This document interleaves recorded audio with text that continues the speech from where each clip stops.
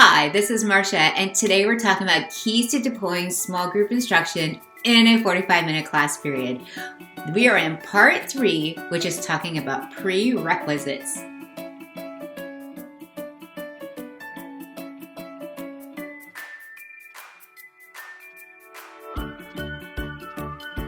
Hi everybody, thanks again for joining us. I'm super excited that you're still hanging tight with us as we learn about other key strategies to use when deploying small group instruction in that 45-minute class period. When we started out with part 1, we talked about how all students deserve a small group instruction, talking about how to make sure we start small, build up.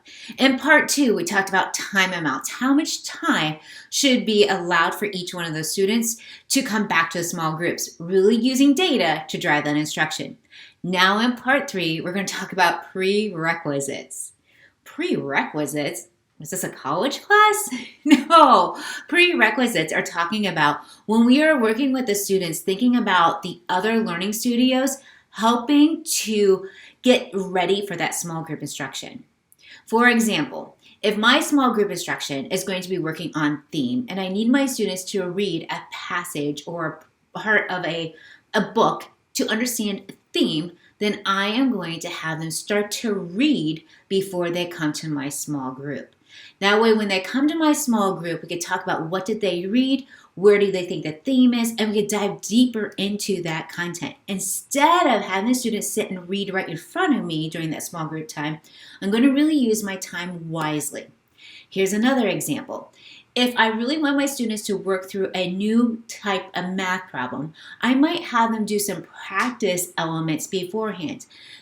Like, for example, if you're going to be working on the FOIL method, then you're going to really go in and you're going to have the students practice some of those key elements before they come to you. Or if I'm a science or social studies teacher, I might have some students do some brainstorming with some of the key academic language before they come to my small group. Designing these prerequisites are going to gain you more time. That means you're going to have their brains start to think about what's happening before they come to you. So you're going to really utilize that small group instruction efficiently because you're going to have them already thinking about that concept before they come to you. Also, with the prerequisites, you're going to be able to go into deeper conversations. You're going to have better questionings from the students. Trust me on this. I do it all the time in my workshops. Those teachers who start out by watching a quick little video explaining the concept of small group instruction will then have better conversations when they come to me in my small group. Use the data to drive instruction. Do you see the photo right here on the screen? This student is doing a quick little assessment, and as she answers the questions, like within the first 15 or 10 minutes of class, the teacher's getting that real live data, and that data is going to be able to help the teacher know exactly what to focus in on at that small group. Yes, her groups are already pre-made. It's always just looking at like how they could take that to learning to the next level. Another idea is that it's going to give you time to check in on the other studios.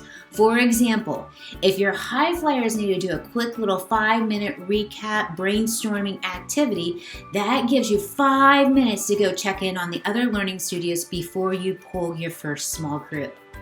By setting up prerequisites, you are going to gain time. You're going to use that time in small group to really push the level of learning.